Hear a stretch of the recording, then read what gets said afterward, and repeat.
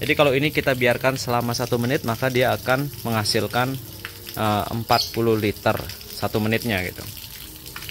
Nah seperti ini. Saya akan coba kencangkan flow aliran airnya. Nah ini lebih kencang, ini lebih kencang lagi. Kita lihat apakah berubah. Dan flow rate pun dia berubah menjadi lebih kencang ya, yaitu 47 liter per menit. Seperti ini. Maka dia akan melaporkan data terbaru dari alat yang terpasang itu gitu. Jadi dimanapun alatnya terpasang, maka dia akan melaporkan datanya selama dia mendapatkan akses internet.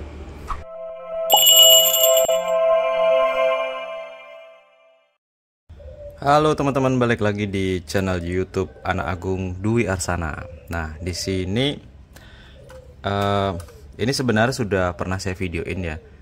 Ini adalah kebun IoT yang versi 2 gitu.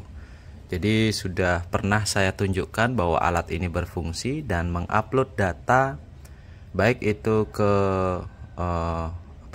spreadsheet atau kayak file Excel gitu, atau juga ngupload data ke aplikasi Blink.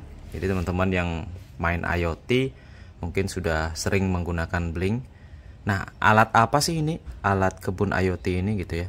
Jadi kebun IoT ini kalau teman-teman nonton di video sebelumnya, dia itu saya gunakan pertama, yang versi pertama itu saya gunakan untuk menyalakan dan mematikan pompa. Jadi tujuannya untuk irigasi. Jadi kita bisa menyalakan mungkin pompa untuk kebun kita gitu ya, atau mungkin pompa untuk hidroponik gitu ya. Jadi yang versi pertama bisa kita gunakan untuk menyalakan dan mematikan pompa irigasi gitu. Dan tentunya juga ada sensor kelembaban tanahnya. Jadi selain menyalakan dan mematikan, itu juga ada sensor kelembaban tanah. Jadi kalau tanah sudah basah gitu, dia akan mengirimkan notifikasi ke handphone. Jadi ini dia alatnya yang versi 2. Kalau yang versi pertama itu nggak ada LCD, sekarang sudah ada LCD-nya. Nah mungkin ini bisa jadi inspirasi teman-teman buat bikin tugas kuliah gitu ya, atau tugas sekolah, atau mungkin bahkan tugas akhir, karena ini masih bisa banyak banget dikembangin gitu.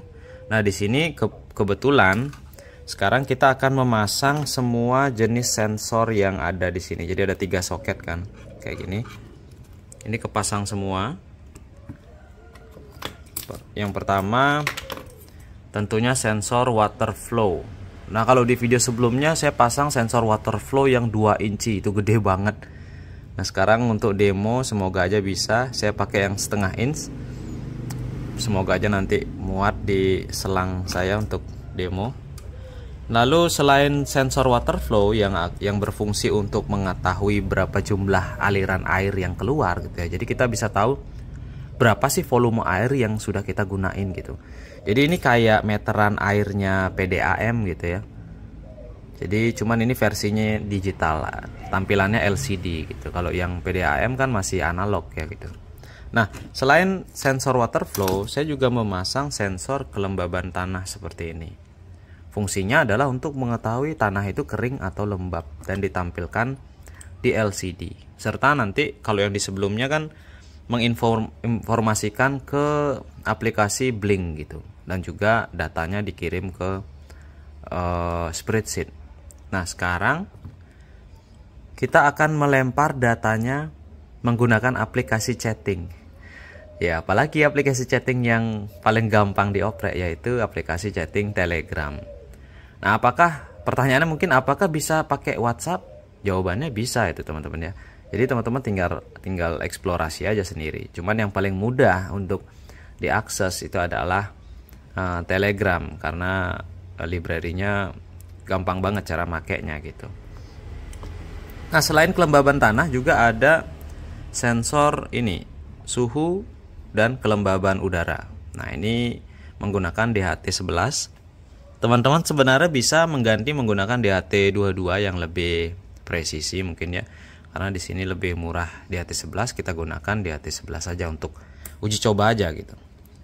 Nah mungkin untuk nyalain, Relaynya masih ada relay teman-teman. Relay ini bisa kita gunakan tetap untuk menyalakan dan mematikan pompa. Misalkan menyalakan yang lain bisa nggak? Menyalakan lampu atau pemanas gitu bisa teman-teman. Jadi relay ini fungsinya cuma sebagai saklar aja. Ini tidak ada tegangan keluar dari terminal relaynya. Dia hanya sebagai saklar pemutus dan penyambung arus listrik aja gitu. Jadi teman-teman mau nyalain apapun bisa gitu ya. Nah, untuk menyalakan alat saya ini itu ada dua konektor. Satu adalah konektor DC, input maksimal adalah 12 volt seperti ini. Ya. Dan satu lagi itu adalah konektor USB Type C. Bisa dinyalakan dengan menggunakan power bank. Atau juga kalau teman-teman mau memprogram ulang alat ini, itu bisa menggunakan konektor USB Type C di sana. Disambungin ke komputer gitu. Nah, sekarang kita akan coba karena ini sudah saya program, saya akan coba nyalain dia dengan menggunakan adaptor 12 volt gitu ya. Kita nyalain.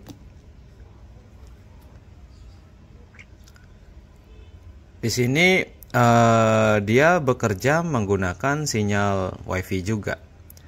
Jadi dia akan mencari SSID atau nama hotspot yang sudah diprogram di dalamnya.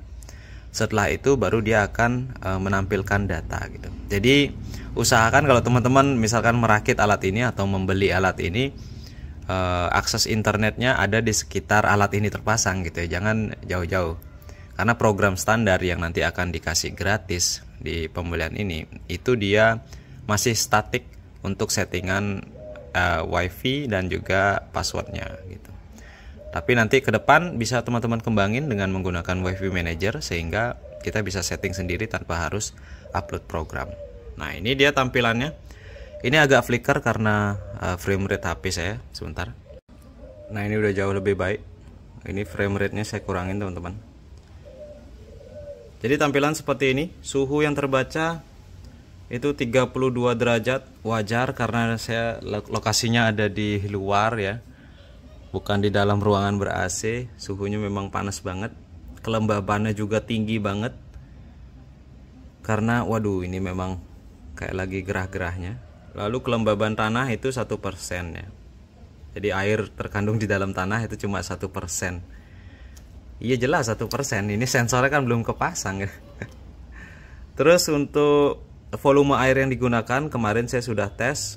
Itu satuannya kubik yang barisan pertama.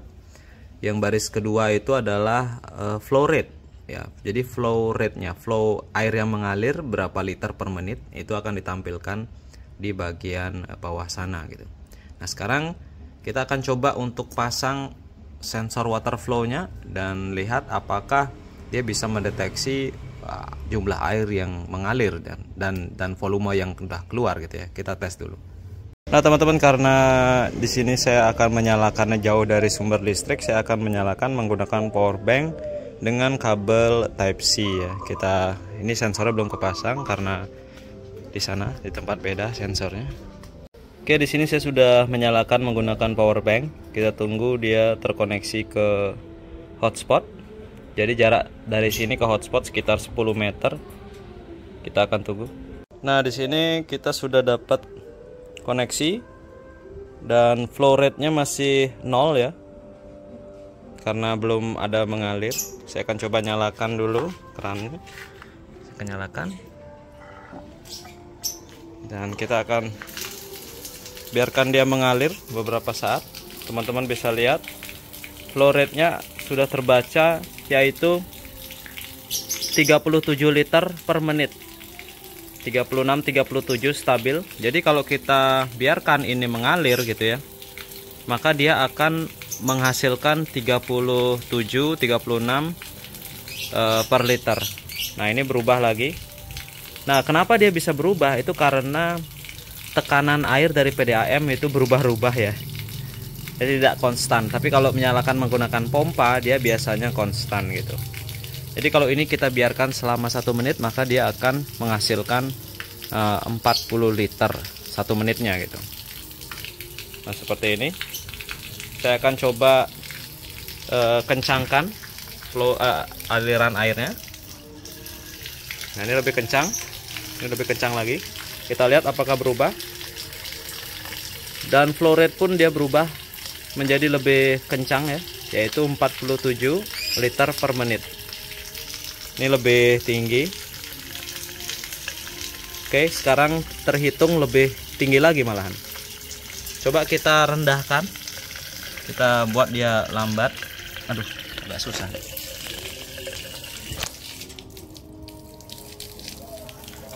Nah, ini airnya saya buat dia tidak sekencang tadi, maka otomatis flow rate-nya akan turun teman-teman ya, seperti ini.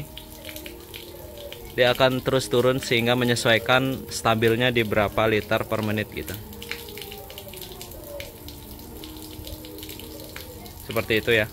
Oke teman-teman, ini airnya saya matiin dulu ya, biar nggak banjir. Dan sensor kelembaban tanah saya tancapin ke tanah yang basah seperti ini, dan terdeteksi kelembaban tanahnya itu di 50%, seperti ini ya.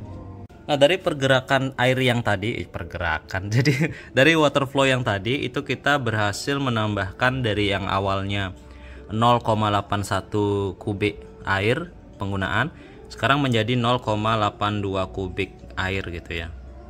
Nah, seperti itu. Terus bagaimana caranya kita mendapatkan datanya gitu ya. Ini masih terhubung menggunakan power bank, dinyalakan, dan ini sensor water flow-nya. Di sini kita menggunakan aplikasi chatting Telegram. Saat kita mengirimkan pesan start gitu ya, kalau ada sinyal maka dia akan menginformasikan ke HP si pemberi perintah gitu. Nah, di sini masih terbatas bagi siapapun yang bisa mengirimkan pesan, itu dia bisa mengirimkan perintah untuk mendapatkan data gitu. Jadi untuk data aja enggak masalah. Nah, seperti ini.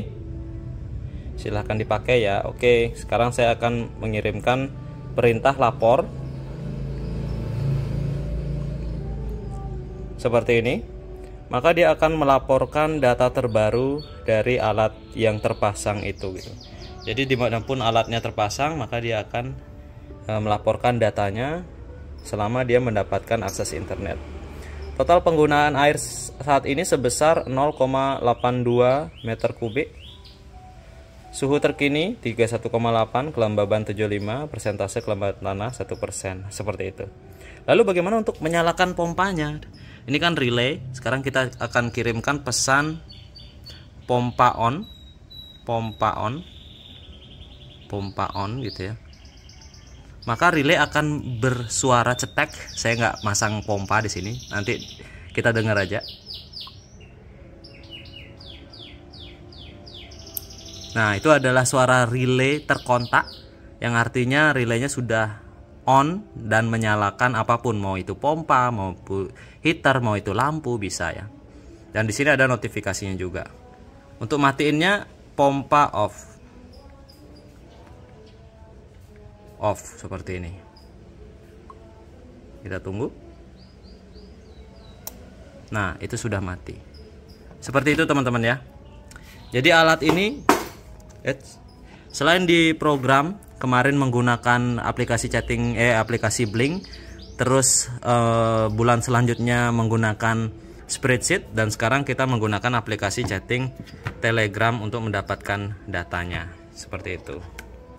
Jadi kalau teman-teman tertarik bisa langsung mengorder di nomor WhatsApp yang ada di keterangan video.